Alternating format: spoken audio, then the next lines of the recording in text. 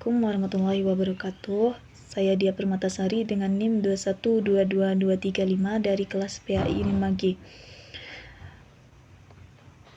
Saya akan menjelaskan 3 taksonomi. Yang pertama yaitu taksonomi kognitif, yang kedua taksonomi afektif, dan yang ketiga yaitu taksonomi psikomotorik.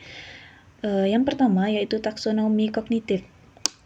Taksonomi kognitif adalah sistem klasifikasi yang mengkategorikan kemampuan berpikir manusia mulai dari yang paling dasar sampai yang paling kompleks. Taksonomi kognitif mengelompokkan tujuan pembelajaran menjadi 6 tingkatan, yaitu mengingat, memahami, menerapkan, menganalisis, mengevaluasi, dan mencipta. Yang pertama yaitu kemampuan mengingat atau C1, di mana peserta didik mampu mengingat materi pembelajaran yang telah ia pelajari. Misalnya dalam pembelajaran Al-Quran dan hadis, peserta didik mampu menghafal ayat Al-Quran atau hadis yang telah ia pelajari dalam suatu pembelajaran. Yang kedua yaitu kemampuan memahami atau C2, di mana peserta didik mampu memahami materi pembelajaran yang telah ia pelajari dan mampu menjelaskan makna dari materi tersebut. Contohnya yaitu dalam pembelajaran Al-Quran dan hadis, di mana peserta didik mampu menjelaskan makna yang terkandung di dalam ayat atau hadis yang telah ia pelajari tersebut.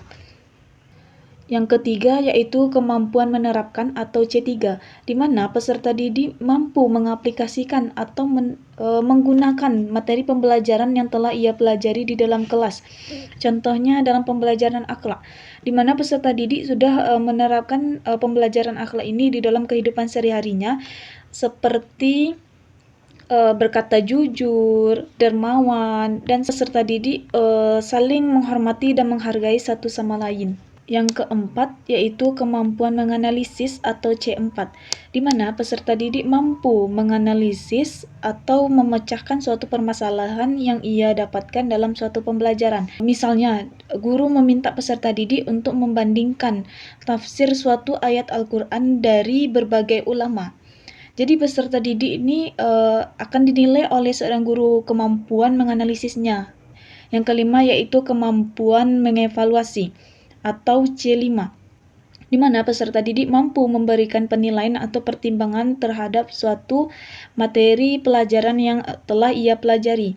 Misalnya dalam suatu pembelajaran mengenai dampak ajaran Islam dalam lingkungan masyarakat. Jadi peserta didik mampu menilai bagaimana dampak dari adanya ajaran Islam, di mana peserta didik mampu menilai dampak apa yang terjadi dengan adanya ajaran Islam di dalam suatu masyarakat.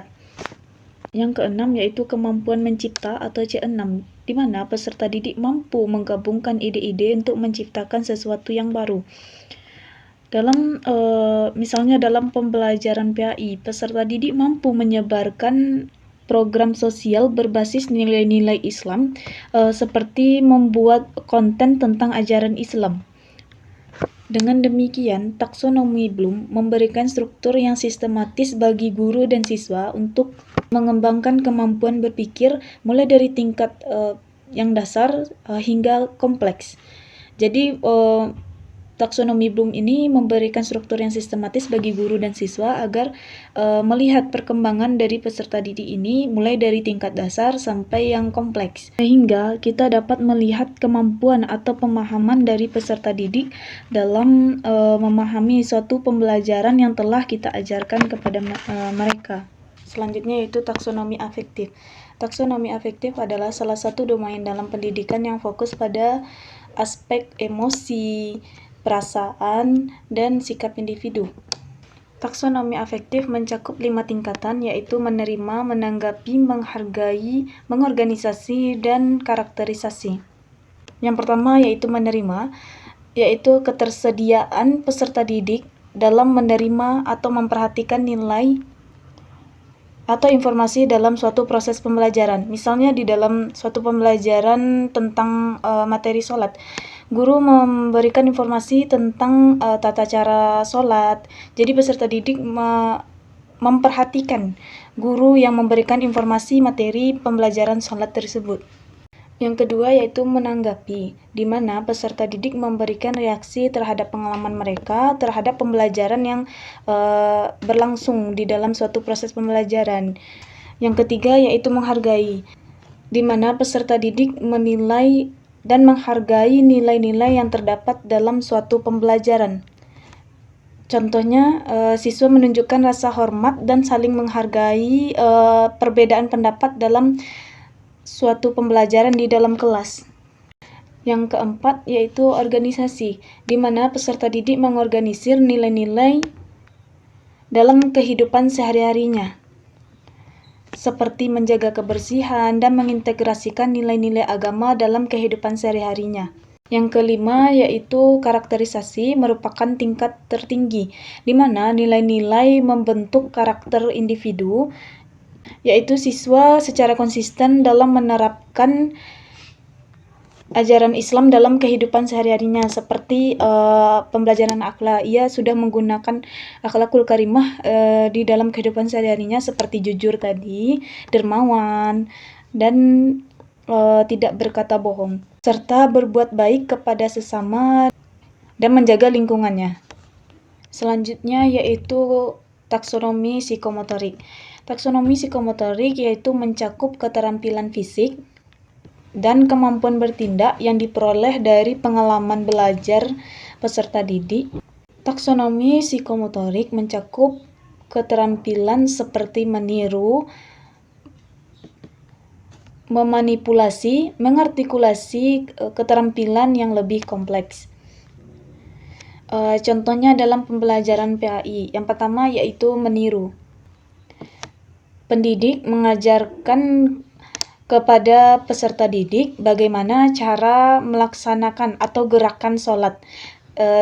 Guru langsung mempraktekkan di depan peserta didik, dan peserta didik diminta memperhatikan dan mengikuti gerakan yang dilakukan oleh pendidik, agar peserta didik dapat meniru langsung gerakan sholat yang dilakukan oleh pendidik. Yang kedua yaitu memanipulasi. Peserta didik belajar membaca Al-Quran dengan baik melalui latihan berulang-ulang, di mana agar ia bisa membaca Al-Quran dengan baik dan benar, ia melakukan latihan secara berulang-ulang agar fasih dalam pembacaan ayat Al-Quran.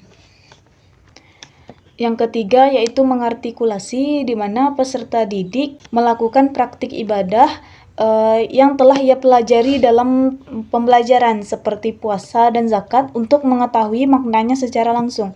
Jadi setelah ia mempelajari materi-materi tentang puasa dan zakat, untuk ia mengetahui makna dari puasa dan zakat tersebut, ia melakukan praktik langsung dengan ia berpuasa dan berzakat, agar dapat mengetahui makna apa yang terkandung di dalam puasa dan zakat tersebut.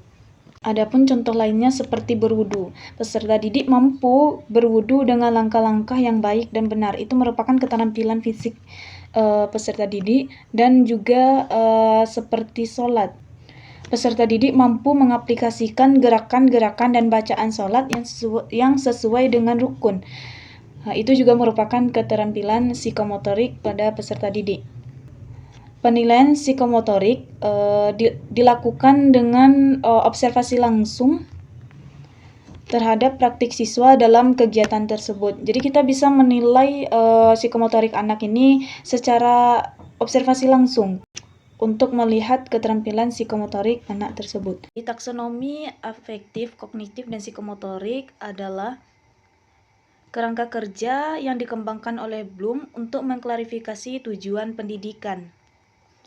Jadi, taksonomi kognitif, afektif, dan psikomotorik merupakan kerangka penting dalam pendidikan. Yang pertama yaitu ranah kognitif yang fokus pada aspek intelektual yang mencakup 6 tingkatan, yaitu mengingat, memahami, menerapkan, menganalisis, mengevaluasi, dan mencipta. Yang kedua yaitu ranah afektif yang fokus pada aspek emosi dan sikap, yang dibagi menjadi 5 kategori, yaitu menerima, menanggapi, menghargai, mengorganisasi, karakterisasi. Yang ketiga yaitu ranah psikomotorik yang fokus pada aspek Keterampilan fisik. Keterampilan fisik termasuk kemampuan motorik dan tindakan praktis yang berkaitan dengan gerakan. Jadi, ketiga ranah ini saling berkaitan dalam proses pembelajaran. Sekian dari saya. Apabila ada kata-kata atau penyampaian yang salah, saya mohon maaf. Saya akhiri dengan wassalamualaikum warahmatullahi wabarakatuh.